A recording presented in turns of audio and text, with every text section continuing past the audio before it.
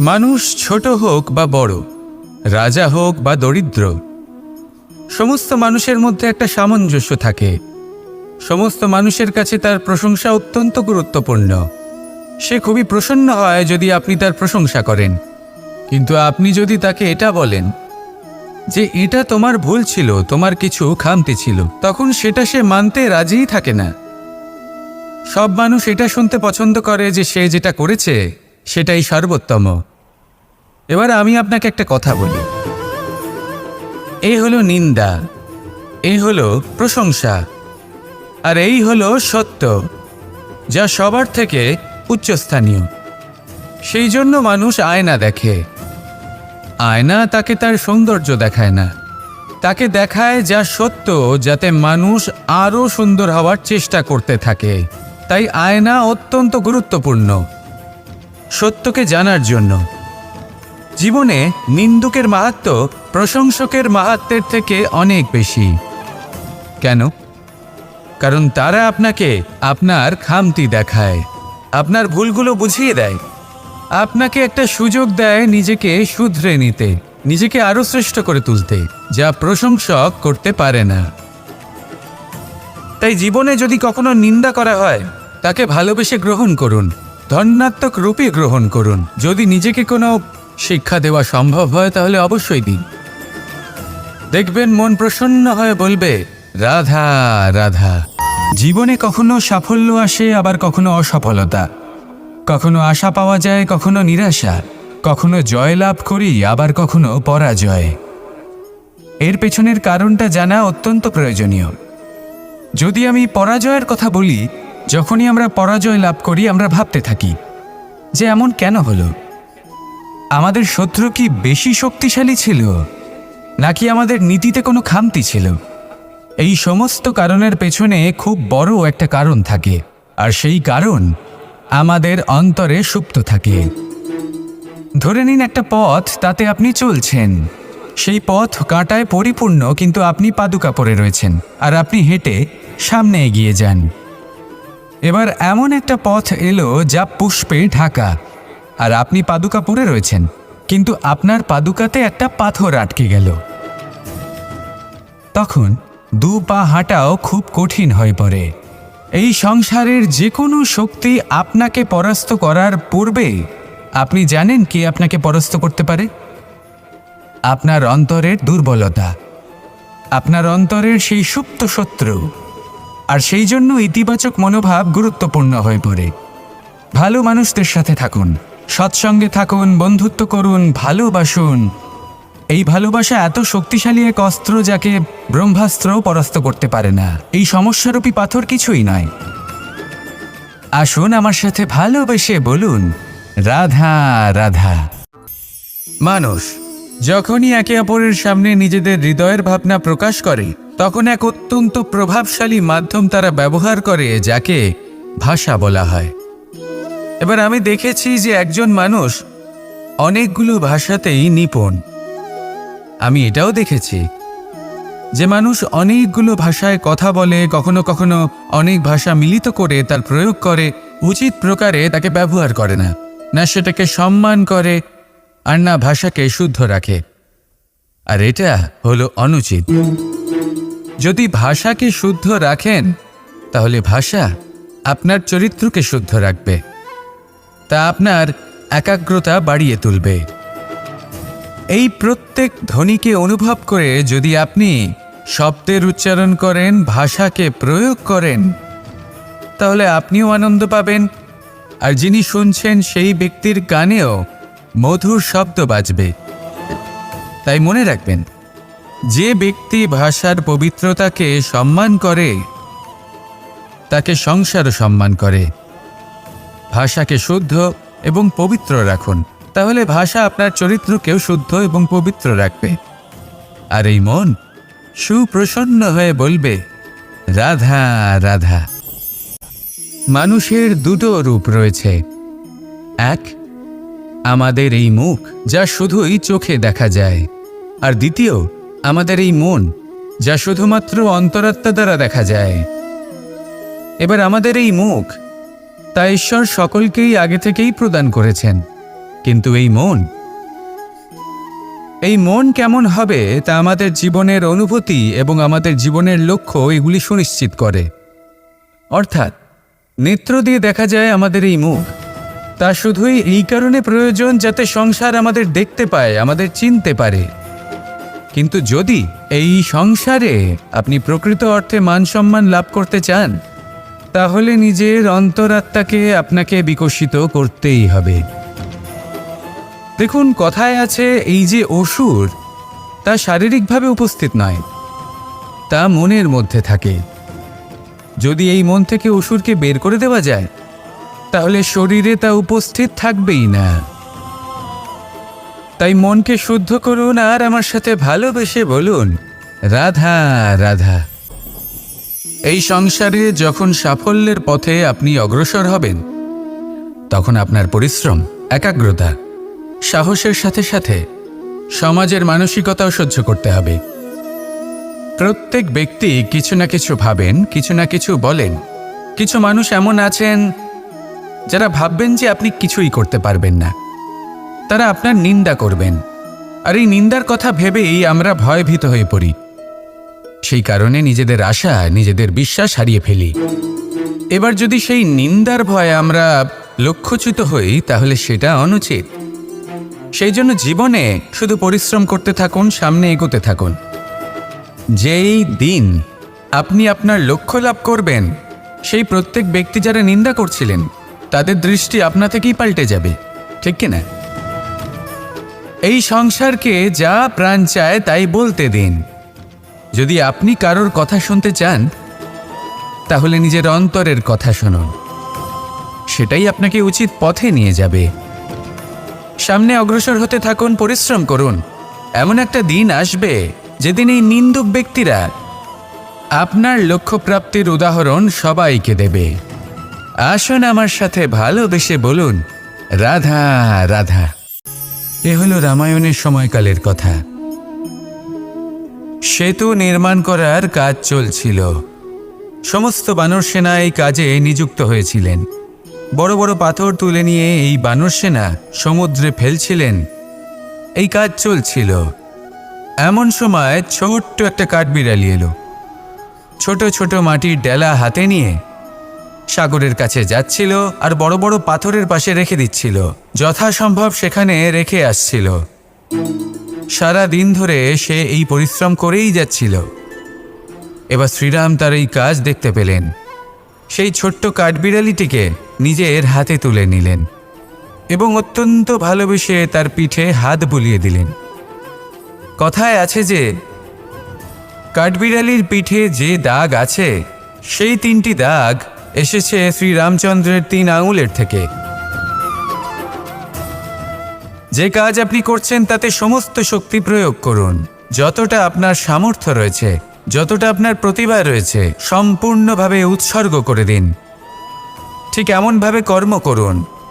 সেই কাঠবিড়ালি কিন্তু তাই করেছিল। সেই জন্য শ্রীরামের সাথে সেও সেই কাহিনীতে অমর হয়ে গেছিল। সম্পূর্ণ শক্তি প্রয়োগ করুন, সম্পূর্ণ সামর্থ্যের সাথে কর্ম করুন, কারণ এটাই হলো শ্রেষ্ঠ পথ কোনো কর্ম করার। আসুন আমার সাথে ভালোবেসে বলুন, রাধা রাধা। মানুষ সুখী জীবনযাপনের প্রতি এতটাই অভ্যস্ত হয়ে পড়ে যে একটা ছোট্ট সমস্যা এলেই সে সবার থেকে সাহায্য চাইতে শুরু করে দেয়। সে সাহায্য লাভও করে এবং সেই সংকট থেকে সে বেরিয়েও আসে। কিন্তু এই সাহায্য কিছু মুহূর্তের, আর কিছু মুহূর্তের হলো এই দুঃখ। এই 2 মুহূর্তের সাহায্যের জন্য আজীবন আপনি তার কাছে ঋণী হয়ে থাকেন। আর মানবিকতার খাতিরে আপনার মনে কৃতজ্ঞতা জেগে ওঠে। আর সেই কৃতজ্ঞতা বোধ হলো যে আপনি কখনো সেই ব্যক্তিকে ছাপিয়ে যেতেই পারবেন না। সেই জন্য জীবনে সবসময় চেষ্টা করবেন নিজেকে প্রস্তুত রাখতে। সেই সব সমস্যার জন্য, সেই সব বাধার জন্য যেগুলো আপনার জীবনে আসতে পারে। ততক্ষণ সাহায্য চাইবেন না যতক্ষণ না অন্য কোনো পথ না থাকছে। সাহায্য চাওয়া অনুচিত নয়, কিন্তু সাহায্য চাইলে এবং সাহায্য পেলে আপনি আজীবন কৃতজ্ঞ এবং ঋণী হয়ে থাকবেন। আর তারপর একদিন আপনি পরিবর্তন দেখতে পাবেন। যে কিভাবে আপনি ছোট ছোট সমস্যার জন্য সাহায্য না চেয়ে বড় বড় সমস্যার সম্মুখীন হতে প্রস্তুত হয়ে গেছেন। এটাই হলো সংসারের নীতি। এটাই পালন করুন আর আমার সাথে ভালোবেসে বলুন, রাধা রাধা। এমন অনেক মানুষ আছেন যারা আমাকে ভগবানের পরিভাষা জানতে চান, যে ভগবান আসলে কি, তিনি কেমন। এবার দেখুন, ভগবান হোক বা আপনার স্বপ্ন হোক বা আপনার লক্ষ্য হোক না কেন, সেই লক্ষ্য তখনই পূর্ণ হয়, তখনই তাকে লাভ করা সম্ভব যখন আপনার দৃষ্টিভঙ্গি মঙ্গলময় হয়, যখন আপনি নিজে মনে করবেন যে আমি যেটা পেতে চাইছি তা শুভ। উদাহরণস্বরূপ, কোনো পাখিকে দেখুন, সে গাছের ডালে বসে এবং সেখানেই বিশ্রাম করে, কিন্তু পড়ে না। কেন? কারণ ওর বিশ্বাস যে যে শাখার ওপরে ও বসে আছে সেটাই হলো ওর বাসস্থান। যদি আপনি বিশ্বাস করেন তাহলে আপনি পাথরের মধ্যেও ভগবান দর্শন করতে পারবেন। আর যদি বিশ্বাস না থাকে, তাহলে যদি ভগবান সামনে দাঁড়িয়েও থাকে তবেও আপনার বিশ্বাস হবে না। তাই বিশ্বাস করতে শিখুন। এই বিশ্বাসের আধারেই আপনি সেই সব কিছু পাবেন যা আপনি পেতে চাইছেন। আসুন আমার সাথে ভালোবেসে বলুন, রাধা রাধা। গুরু, যিনি পথ দেখান, আমাদের জীবনে অত্যন্ত গুরুত্বপূর্ণ, অত্যন্ত আবশ্যক। কিন্তু কিছু মানুষ মনে করেন যে গুরুর কোনো প্রয়োজন নেই, কারণ এই সমগ্র জ্ঞান মানুষের অন্তরেই নিহিত রয়েছে। এবার প্রশ্ন এটাই, যদি সমস্ত জ্ঞান মানুষের অন্তরে নিহিত থাকে তাহলে গুরুর কি প্রয়োজন? আর যারা আজ পর্যন্ত গুরুকে মেনে এসেছেন তারা কি অনুচিত করেছেন? এর উত্তর আমি আপনাকে দেব একটা উদাহরণ দ্বারা। একটা কাঠ যা জ্বলনশীল, জ্বলনের ঊর্জা তার অন্তরে নিহিত রয়েছে, কিন্তু তার জ্বলনের জন্য বাইরে থেকে একটা অনুঘটকের প্রয়োজন হয়। এই অনুঘটকই হলেন আপনার গুরু। উত্তাপ যা একটা কাঠকে জ্বালাতে পারে, সেই উত্তাপ হলো গুরুর প্রচেষ্টা। যদি সেই গুরুই না থাকে, তার প্রচেষ্টাই না থাকে, তাহলে সেই সমস্ত জ্ঞান যা মানুষের অন্তরে নিহিত তা ব্যর্থ হয়ে যাবে।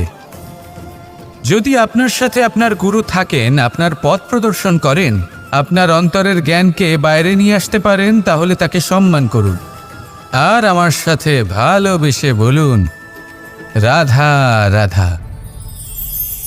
असतो मा सद्गमय, तमसो मा ज्योतिर्गमय, মৃত্যুর্মা মৃতঙ্গময়। জ্ঞান সেটাই যা অসত্য থেকে সত্যের পথে চালিত করে। প্রকাশ সেটাই যা অন্ধকার থেকে আলোর পথে নিয়ে আসে। জীবন সেটাই যা মৃত্যু থেকে অমরত্বের পথে নিয়ে যায়। এবার এই তিনটে, জ্ঞান, জীবন এবং প্রকাশ, একই রকম। শূন্য থেকে এর উৎপত্তি হয় এবং আস্তে আস্তে আপনার জীবনে বিস্তার লাভ করে। এবার আমরা এটাই ভাবি যে কেমন করে এই তিনটিকে আগলে রাখা যায়। এর উত্তর হলো, এদের আগলে রাখার প্রয়োজনই নেই, ভাগ করে দিতে হবে। কোনো বৃক্ষকেই দেখে নিন, একটি বৃক্ষ অনেক বছর ধরে বেঁচে থাকে। কেন? কারণ সে ভাগ করে দিতে জানে। সে নিজের বীজ ছড়িয়ে দেয়, এই ধরিত্রীতে দেয়, সেই বীজ যা অঙ্কুরিত হয়ে এক নতুন বৃক্ষকে জন্ম দেয়। শুধু ছড়িয়ে দিয়ে একটি বৃক্ষ জীবন দান করতে পারে। যদি কোনো ব্যক্তি জ্ঞান ছড়াতে শিখে যান, যদি প্রকাশ, আলোর কিরণ ছড়িয়ে দিতে শিখে যায়, কোনো ব্যক্তি তার জীবনের সুখ ছড়িয়ে দিতে শিখে যান, তাহলে তিনি মৃত্যুর পরও মৃত হন না। এই ভাগ করে দেওয়ার সুখটাই কিছুটা আলাদা। এই সুখ অনুভব করুন আর আমার সাথে ভালোবেসে বলুন, রাধা রাধা। আপনি কখনো কোনো সরোবরের দিকে তাকান, যার জল হলো শান্ত, স্থির। আপনি স্পষ্ট দেখতে পাবেন সেই সরোবরের তলদেশে কি রয়েছে।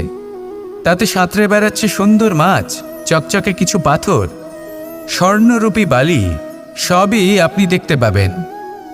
কিন্তু যখনই আপনি একটা ছোট্ট পাথর তুলে সেই জলে ছুঁড়ে ফেলবেন, তখন সেই জল বিচলিত হবে। আর সেই স্পষ্টতা ন্যূনতম হয়ে যাবে। তারপর কিছুই স্পষ্টভাবে দেখা যাবে না। এই ঘটনা মানুষের সাথেও ঘটে। মানুষ যদি বিচলিত হয়ে পড়ে, তখন সে বুঝতে পারে না যে বর্তমানে কি হয়ে চলেছে আর ভবিষ্যতে কি করা উচিত। কিন্তু সেই মানুষ যদি শান্ত থাকেন, স্থির থাকেন, ধন্যাত্মক থাকেন, তাহলে নিশ্চিত রূপেই বুঝতে পারবেন যে বর্তমানে কি করতে হবে আর ভবিষ্যতে কি করতে হবে। তাই নিজের মধ্যে সেই স্থিরতা আনুন, সেই ধৈর্য ধরুন, নিজেকে শান্ত রাখুন আর সবার মধ্যে ভালোবাসা ছড়িয়ে দিন। এই মন প্রসন্ন হয়ে বলবে, রাধা রাধা। সম্পর্ক এ হলো এক বন্ধন যা আমাদের এক সূত্রে বেঁধে রাখে। কিন্তু এমন কিছু ব্যক্তি থাকেন যারা এই সম্পর্কের বিষয়ে নিজস্ব একটা ধারণা করে ফেলেন যে সম্পর্ক এরকম হওয়া উচিত, সম্পর্ক সেরকম হওয়া উচিত। আমি এই সম্পর্কের জন্য কত কিছু করেছি এই ব্যাখ্যা করতে থাকেন আর তার বদলে অনেক কিছু প্রত্যাশাও করেন। কিন্তু সত্য হলো এটাই যে সব সম্পর্ক একরকমের হয় না, কিন্তু প্রত্যেক সম্পর্কের একটা বিশেষত্ব থাকে। যেমন চোখ আর নাকের এই সম্পর্ককেই দেখুন। চোখের সব থেকে কাছে কে আছে? নাক আছে। কিন্তু এই চোখ দিয়ে এই নাককে আমরা দেখতেই পাই না। তবে কি ধরে নেব এই সম্পর্কের কোনো মূল্য নেই? এমনও নয়। ঠিক এইভাবেই যদি কোনো ব্যক্তি তার আবেগ আপনার কাছে ব্যক্ত করতে না পারে বা প্রকট করতে না পারেন বা আপনাকে বোঝাতে না পারে, তাহলে তার মানে এটা নয় যে তার সাথে আপনার সম্পর্কের তিক্ততা রয়েছে। এমনটা কখনোই নয়। শুধু চোখ আর নাকের এই সম্পর্কের মতোই হলো আমাদের জীবনে আমাদের আপনজনের সাথে সম্পর্ক। যদি কারোর ব্যবহার আপনার প্রতি অনুচিত হয় বা যদি কেউ অনুপস্থিত থেকে থাকে বা কেউ যদি আপনাকে বুঝতে না পারেন, তাহলে তার অর্থ এটা নয় যে আপনি সেই সম্পর্ক ভেঙে ফেলবেন। বুঝুন, আপনার জীবনে তার গুরুত্ব কোথায় আর তার জীবনে আপনার। সম্পর্ক গড়ে তুলুন, তাকে পালন করতে শিখুন, একসাথে মিলে চলুন। এই মন সুপ্রসন্ন হয়ে বলবে, রাধা রাধা। এই সমগ্র সংসারের সবথেকে গুরুত্বপূর্ণ ব্যক্তি কে? স্বয়ং আপনি। নিজের জন্য তো বটেই, তাই না? কারণ যখন আপনি জন্মগ্রহণ করেন, নিজের চোখ খোলেন, এই সংসারে আসেন, তখনই তো এই সংসারকে আপনি দেখতে পান, অনুভব করতে পারেন। এখানকার আবেগ, এখানকার মানুষজন তখন থেকেই অনুভব করেন। যদি আপনি না থাকেন, তাহলে এই সংসারের অস্তিত্ব আপনার কাছে শূন্যের সমান, তাই না? আপনি না থাকলে এই সংসারও আপনার কাছে নেই। এবার সবাই বলবেন যে এ তো সত্যি কথা।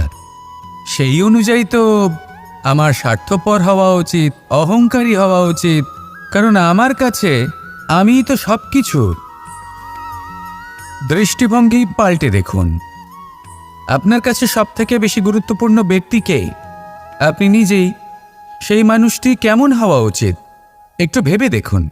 সবসময় সকলকে সাহায্য করুন, একসাথে মিলে পরিশ্রম করুন, সাহায্য করুন অন্যদেরকে। এটা অতি আবশ্যক। এবং তার থেকেও বেশি গুরুত্বপূর্ণ হলো এটাই যে আপনার মনে যেন কখনো এই বিষয়ে ভয় না থাকে যে আমি আমার প্রিয়জনদের, আমার কাছের মানুষগুলিকে হারিয়ে ফেলব। এই ভয় কখনোই মনের মধ্যে থাকা উচিত নয়। যদি ভয় থাকে তাহলে থাকুক এই বিষয়ে যে সকল মানুষ আমার জীবন থেকে, আমার থেকে দূরে চলে যাচ্ছেন, তাদের বাধা দিতে দিতে আমি যেন নিজেকেই না হারিয়ে ফেলি, নিজের অস্তিত্বকেই না হারিয়ে ফেলি, নিজের ব্যক্তিত্বকে, নিজের বিচারধারাকে, নিজের করুণার শক্তি না হারাই। তাহলে এই ভয় ত্যাগ করুন আর আমার সাথে ভালোবেসে বলুন, রাধা রাধা। এই ফল কি তা বলার কোনো প্রয়োজন নেই। এই ফল কতটা সুস্বাদু সেটাও বলার কোনো প্রয়োজন নেই। ধরুন এমন কোনো মানুষ আসলেন যিনি জানেন না এটা কোন ফল। তিনি এটা দেখে ভাববেন এ তো কাঁটার একটা গুচ্ছ মনে হচ্ছে, নিয়ে ফেলে দেবেন। সেখানে দ্বিতীয় কোনো ব্যক্তি যিনি বুঝদার, তিনি দেখবেন, ভাববেন যে প্রকৃতি এর গায়ে এত কাঁটা কেন দিয়েছে? অবশ্যই সুরক্ষার জন্য দিয়েছে, অর্থাৎ ভিতরে অবশ্যই অমূল্য কিছু রয়েছে। সেই ধরনের ব্যক্তি এই ফলের অন্তরে প্রবেশ করেন এবং এই ফলের আনন্দ উপভোগ করেন। এরকমই কিছুটা আমাদের সংসারেও আমরা দেখতে পাই। প্রত্যেক দিন আমরা নতুন নতুন মানুষের সাথে পরিচিত হই। এমন কিছু ব্যক্তি থাকেন যাদের সাথে প্রথম আলাপের পর আমাদের এটা মনে হয় যে এই ব্যক্তিকে দেখে একটু রাগী ব্যক্তি মনে হচ্ছে, বড়ই অহংকারী বোধ হচ্ছে, উদ্ধত মনে হচ্ছে। বেশিরভাগ মানুষ প্রথম আলাপের পরে তাদের সাথে দূরত্ব বজায় রাখবেন, কিন্তু যিনি বুঝদার ব্যক্তি তিনি ভাববেন যে এই ব্যক্তি এমন কেন করছেন। হয়তো সুরক্ষার খাতিরে এই ব্যক্তি নিজেকে এরকম করে তুলেছেন যাতে অন্য কোনো ব্যক্তি এসে ওনার সময় নষ্ট না করেন, ওনার আবেগের সাথে ছলনা না করেন, খেলা না করেন। হয়তো অতীতে এমন কোনো ঘটনা ঘটেছে যার জন্য এই ব্যক্তি কিছুটা এরকম হয়ে গেছেন। এমনই একজন ব্যক্তি সেই ব্যক্তির মনের গভীর পর্যন্ত পৌঁছতে পারেন আর সেখান থেকে শুভ গুণগুলিকে বাইরে বের করে আনতে পারেন। এরকমই ব্যক্তি হয়ে উঠুন, এমন বুঝদার ব্যক্তি হয়ে উঠুন যিনি সামনের ব্যক্তির খারাপ গুণগুলিকে অবহেলা করে হৃদয়ের অন্তঃস্থল থেকে শুভ গুণগুলিকে প্রকাশিত করে এবং সেই ব্যক্তিকে দেখাতে পারে। এমন ব্যক্তি হয়ে উঠুন যিনি নিজের জীবনকেও সফল করে তোলেন এবং অন্যের জীবনকেও। আসুন আমার সাথে ভালোবেসে বলুন, রাধা রাধা। আমি জীবনে অনেক ভালো মানুষের সংস্পর্শে এসেছি। এমন ব্যক্তি যিনি আজীবন জ্ঞান লাভ করে থাকেন, পড়তেই থাকেন, পড়তেই থাকেন, জ্ঞান অর্জন করতেই থাকেন, অত্যাধিক জ্ঞান অর্জন করতে থাকেন। কিন্তু এইটুকুই কি যথেষ্ট? ধরে নিন কোনো ব্যক্তি শিল্পকলার বিষয়ে অনেক বই পড়ে ফেলেছেন, কিন্তু কখনো শিল্পকর্মই করেননি। তাহলে সেই জ্ঞানের কি লাভ? কোনো লাভ নেই। এবার এটাই আমাদের জীবনে শেখা প্রয়োজন। আমরা জ্ঞান অর্জন করি কিন্তু তা যাপন করি না, তা কর্মজীবনে প্রয়োগ করি না। তাহলে এতে কি লাভ হবে? জ্ঞান আছেই সেই জন্য যাতে আমরা জীবনকে আরও শ্রেষ্ঠ করে তোলার জন্য তাকে প্রয়োগ করি। এই জ্ঞান এবং কর্মের একসাথে পথ চলাটাই আবশ্যক। তবেই এই জ্ঞান অভিজ্ঞতায় পরিণত হবে। আর অভিজ্ঞতা দ্বারা যে জ্ঞান লাভ হয় সেটাই সবথেকে বেশি গুরুত্বপূর্ণ, সেটাই হলো সবথেকে বেশি লাভদায়ক। সেই জন্য শুধু জ্ঞান অর্জন করবেন না, তাকে প্রয়োগ করুন, তাকে কর্মজীবনে প্রয়োগ করুন, জীবনকে আরও শ্রেষ্ঠ করে তুলুন। আর আমার সাথে ভালোবেসে বলুন, রাধা রাধা। এটা হলো একটা সাদা পাতা, এই পত্র সেটাই হয়ে উঠবে। সেই রকমই হলো আমাদের জীবন। আমরা যেমন কর্ম আমরা করব, আমাদের অস্তিত্ব এবং ব্যক্তিত্ব ঠিক তেমনই হয়ে উঠবে। যদি আপনি একটা অসাধারণ, উজ্জ্বল এবং সম্মানজনক জীবনযাপন করতে চান, তাহলে তার একটা রহস্য আপনাকে বলি। যেমন কথন হবে, কর্ম তেমন হবে। অর্থাৎ যতটুকু বলেছেন ততটুকুই করুন, আর যতটুকু করেছেন ততটুকুই বলুন। এই একটা নিয়ম যদি আপনারা পালন করেন, তাহলে এই সংসারের সমস্ত পণ্ডিত আপনাকে অবশ্যই সম্মান করবেন। তাহলে এটাই করুন আর আমার সাথে ভালোবেসে বলুন, রাধা।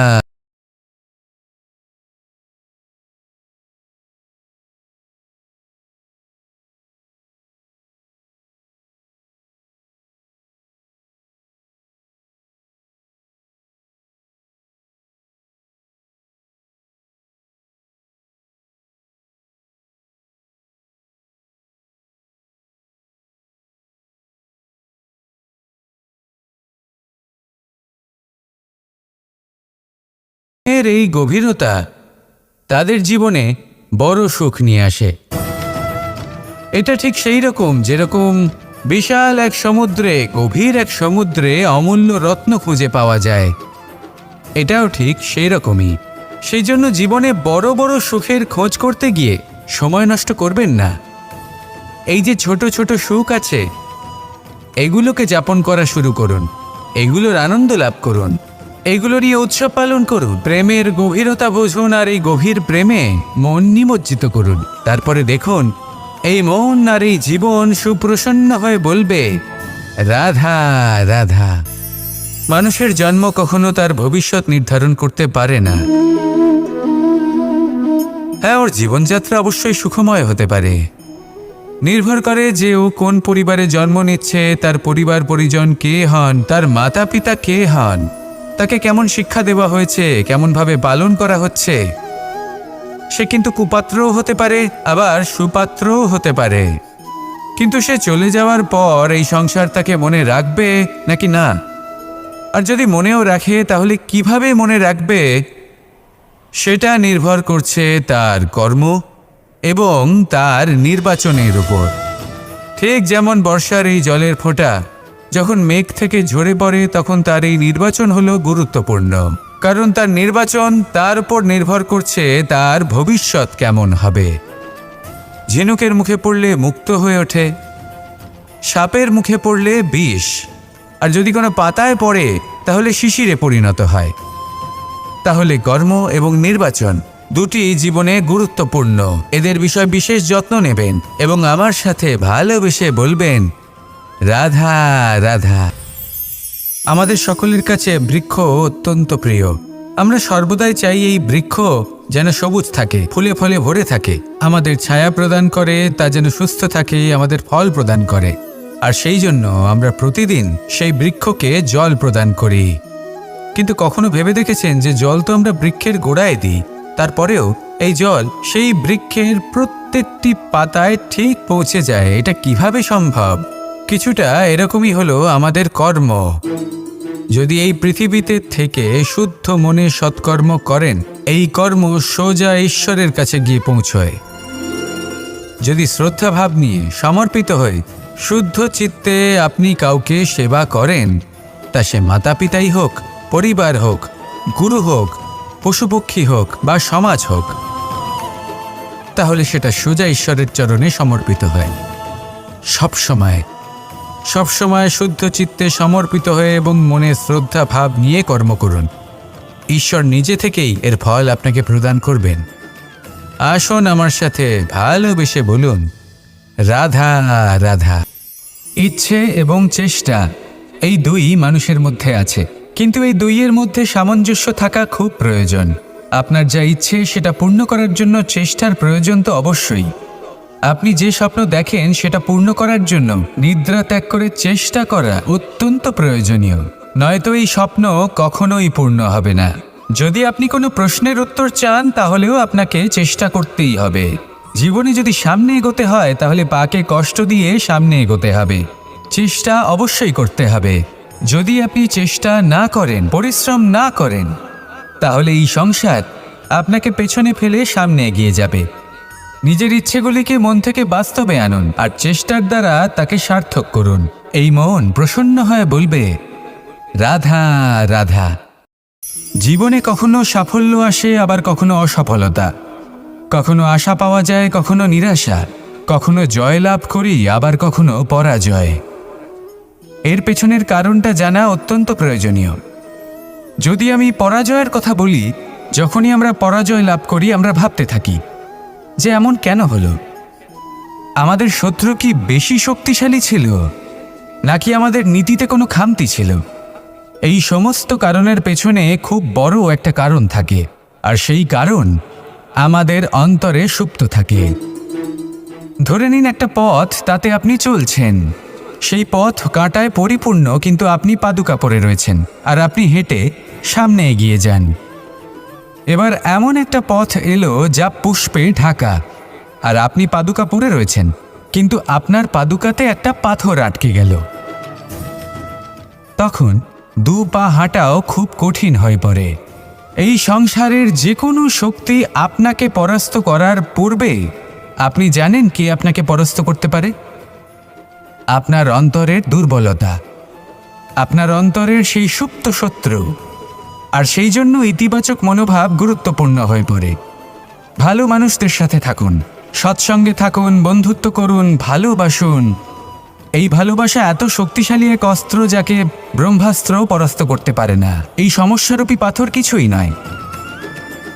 আসুন আমার সাথে ভালোবেসে বলুন, রাধা রাধা। মানুষ ছোট হোক বা বড়, রাজা হোক বা দরিদ্র, সমস্ত মানুষের মধ্যে একটা সামঞ্জস্য থাকে। সমস্ত মানুষের কাছে তার প্রশংসা অত্যন্ত গুরুত্বপূর্ণ। সে খুবই প্রসন্ন হয় যদি আপনি তার প্রশংসা করেন। কিন্তু আপনি যদি তাকে এটা বলেন যে এটা তোমার ভুল ছিল, তোমার কিছু খামতি ছিল, তখন সেটা সে মানতে রাজিই থাকে না। সব মানুষ এটা শুনতে পছন্দ করে যে সে যেটা করেছে সেটাই সর্বোত্তম। এবার আমি আপনাকে একটা কথা বলি, এই হলো নিন্দা, এই হলো প্রশংসা, আর এই হলো সত্য, যা সবার থেকে উচ্চস্থানীয়। সেই জন্য মানুষ আয়না দেখে। আয়না তাকে তার সৌন্দর্য দেখায় না, তাকে দেখায় যা সত্য, যাতে মানুষ আরও সুন্দর হওয়ার চেষ্টা করতে থাকে। তাই আয়না অত্যন্ত গুরুত্বপূর্ণ সত্যকে জানার জন্য। জীবনে নিন্দুকের মাহাত্ম্য প্রশংসকের মাহাত্ম্যের থেকে অনেক বেশি। কেন? কারণ তারা আপনাকে আপনার খামতি দেখায়, আপনার ভুলগুলো বুঝিয়ে দেয়, আপনাকে একটা সুযোগ দেয় নিজেকে শুধরে নিতে, নিজেকে আরও শ্রেষ্ঠ করে তুলতে, যা প্রশংসক করতে পারে না। তাই জীবনে যদি কখনো নিন্দা করা হয়, তাকে ভালোবেসে গ্রহণ করুন, ধন্যাত্মক রূপে গ্রহণ করুন। যদি নিজেকে কোনো শিক্ষা দেওয়া সম্ভব হয় তাহলে অবশ্যই দিন। দেখবেন মন প্রসন্ন হয়ে বলবে, রাধা রাধা। মানুষের দুটো রূপ রয়েছে, এক আমাদের এই মুখ, যা শুধুই চোখে দেখা যায়, আর দ্বিতীয় আমাদের এই মন, যা শুধুমাত্র অন্তরাত্মা দ্বারা দেখা যায়। এবার আমাদের এই মুখ, তা ঈশ্বর সকলকেই আগে থেকেই প্রদান করেছেন। কিন্তু এই মন কেমন হবে তা আমাদের জীবনের অনুভূতি এবং আমাদের জীবনের লক্ষ্য এগুলি সুনিশ্চিত করে। অর্থাৎ নেত্র দিয়ে দেখা যায় আমাদের এই মুখ, তা শুধুই এই কারণে প্রয়োজন যাতে সংসার আমাদের দেখতে পায়, আমাদের চিনতে পারে। কিন্তু যদি এই সংসারে আপনি প্রকৃত অর্থে মান সম্মান লাভ করতে চান, তাহলে নিজের অন্তরাত্মাকে আপনাকে বিকশিত করতেই হবে। দেখুন, কথায় আছে এই যে অসুর, তা শারীরিকভাবে উপস্থিত নয়, তা মনের মধ্যে থাকে। যদি এই মন থেকে অসুরকে বের করে দেওয়া যায়, তাহলে শরীরে তা উপস্থিত থাকবেই না। তাই মনকে শুদ্ধ করুন আর আমার সাথে ভালোবেসে বলুন, রাধা রাধা। মানুষ যখনই একে অপরের সামনে নিজেদের হৃদয়ের ভাবনা প্রকাশ করে, তখন এক অত্যন্ত প্রভাবশালী মাধ্যম তারা ব্যবহার করে, যাকে ভাষা বলা হয়। এবার আমি দেখেছি যে একজন মানুষ অনেকগুলো ভাষাতেই নিপুণ। আমি এটাও দেখেছি যে মানুষ অনেকগুলো ভাষায় কথা বলে, কখনো কখনো অনেক ভাষা মিলিত করে তার প্রয়োগ করে, উচিত প্রকারে তাকে ব্যবহার করে না, না সেটাকে সম্মান করে, আর না ভাষাকে শুদ্ধ রাখে। আর এটা হলো অনুচিত। যদি ভাষাকে শুদ্ধ রাখেন, তাহলে ভাষা আপনার চরিত্রকে শুদ্ধ রাখবে, তা আপনার একাগ্রতা বাড়িয়ে তুলবে। এই প্রত্যেক ধ্বনিকে অনুভব করে যদি আপনি শব্দের উচ্চারণ করেন, ভাষাকে প্রয়োগ করেন, তাহলে আপনিও আনন্দ পাবেন, আর যিনি শুনছেন সেই ব্যক্তির কানেও মধুর শব্দ বাজবে। তাই মনে রাখবেন, যে ব্যক্তি ভাষার পবিত্রতাকে সম্মান করে, তাকে সংসারও সম্মান করে। ভাষাকে শুদ্ধ এবং পবিত্র রাখুন, তাহলে ভাষা আপনার চরিত্রকেও শুদ্ধ এবং পবিত্র রাখবে। আর এই মন সুপ্রসন্ন হয়ে বলবে, রাধা রাধা। এ হলো রামায়ণের সময়কালের কথা। সেতু নির্মাণ করার কাজ চলছিল। সমস্ত বানর সেনা এই কাজে নিযুক্ত হয়েছিলেন। বড় বড় পাথর তুলে নিয়ে এই বানর সেনা সমুদ্রে ফেলছিলেন। এই কাজ চলছিল। এমন সময় ছোট্ট একটা কাঠবিড়ালি এলো। ছোট ছোট মাটির ডেলা হাতে নিয়ে সাগরের কাছে যাচ্ছিল, আর বড় বড় পাথরের পাশে রেখে দিচ্ছিল, যথাসম্ভব সেখানে রেখে আসছিল। সারা দিন ধরে সে এই পরিশ্রম করেই যাচ্ছিল। এবার শ্রীরাম তার এই কাজ দেখতে পেলেন। সেই ছোট্ট কাঠবিড়ালিটিকে নিজের হাতে তুলে নিলেন এবং অত্যন্ত ভালোবেসে তার পিঠে হাত বুলিয়ে দিলেন। কথায় আছে যে কাঠবিড়ালির পিঠে যে দাগ আছে সেই 3টি দাগ এসেছে শ্রীরামচন্দ্রের 3 আঙুলের থেকে। যে কাজ আপনি করছেন তাতে সমস্ত শক্তি প্রয়োগ করুন, যতটা আপনার সামর্থ্য রয়েছে, যতটা আপনার প্রতিভা রয়েছে সম্পূর্ণভাবে উৎসর্গ করে দিন। ঠিক এমনভাবে কর্ম করুন। সেই কাঠবিড়ালি কিন্তু তাই করেছিল, সেই জন্য শ্রীরামের সাথে সেও সেই কাহিনীতে অমর হয়ে গেছিল। সম্পূর্ণ শক্তি প্রয়োগ করুন, সম্পূর্ণ সামর্থ্যের সাথে কর্ম করুন, কারণ এটাই হলো শ্রেষ্ঠ পথ কোনো কর্ম করার। আসুন আমার সাথে ভালোবেসে বলুন, রাধা রাধা। এই সংসারে যখন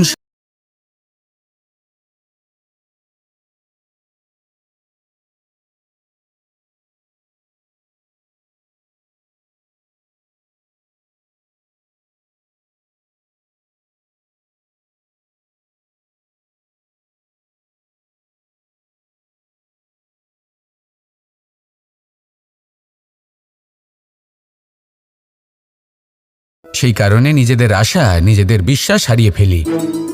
এবার যদি সেই নিন্দার ভয়ে আমরা লক্ষ্যচ্যুত হই, তাহলে সেটা অনুচিত। সেই জন্য জীবনে শুধু পরিশ্রম করতে থাকুন, সামনে এগোতে থাকুন। যেই দিন আপনি আপনার লক্ষ্য লাভ করবেন, সেই প্রত্যেক ব্যক্তি যারা নিন্দা করছিলেন তাদের দৃষ্টি আপনা থেকেই পাল্টে যাবে, ঠিক কিনা? এই সংসারকে যা প্রাণ চায় তাই বলতে দিন। যদি আপনি কারোর কথা শুনতে চান, তাহলে নিজের অন্তরের কথা শুনুন, সেটাই আপনাকে উচিত পথে নিয়ে যাবে। সামনে অগ্রসর হতে থাকুন, পরিশ্রম করুন। এমন একটা দিন আসবে যেদিন এই নিন্দুক ব্যক্তিরা আপনার লক্ষ্যপ্রাপ্তির উদাহরণ সবাইকে দেবে। আসুন আমার সাথে ভালোবেসে বলুন, রাধা রাধা। মানুষ সুখী জীবনযাপনের প্রতি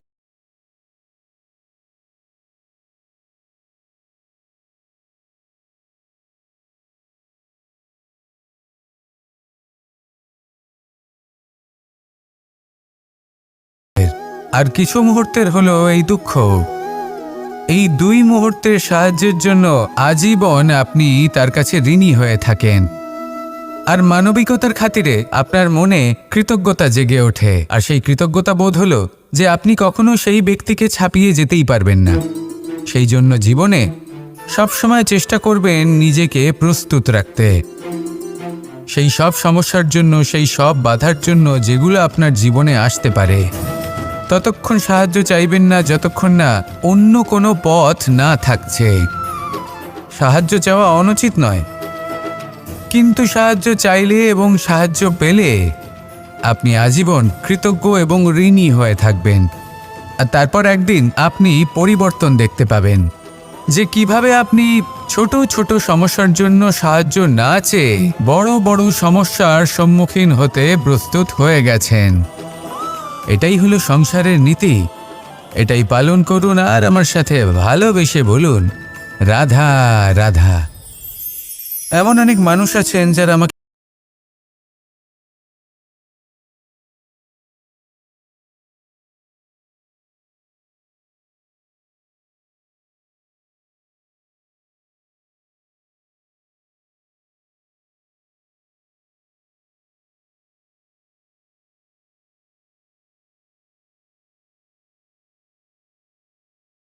যেটা পেতে চাইছি তা শুভ। উদাহরণস্বরূপ কোনো পাখিকে দেখুন, সে গাছের ডালে বসে এবং সেখানেই বিশ্রাম করে, কিন্তু পড়ে না। কেন? কারণ ওর বিশ্বাস যে যে শাখার ওপরে ও বসে আছে সেটাই হলো ওর বাসস্থান। যদি আপনি বিশ্বাস করেন তাহলে আপনি পাথরের মধ্যেও ভগবান দর্শন করতে পারবেন। আর যদি বিশ্বাস না থাকে, তাহলে যদি ভগবান সামনে দাঁড়িয়েও থাকে তবেও আপনার বিশ্বাস হবে না। তাই বিশ্বাস করতে শিখুন। এই বিশ্বাসের আধারেই আপনি সেই সব কিছু পাবেন যা আপনি পেতে চাইছেন। আসুন আমার সাথে ভালোবেসে বলুন,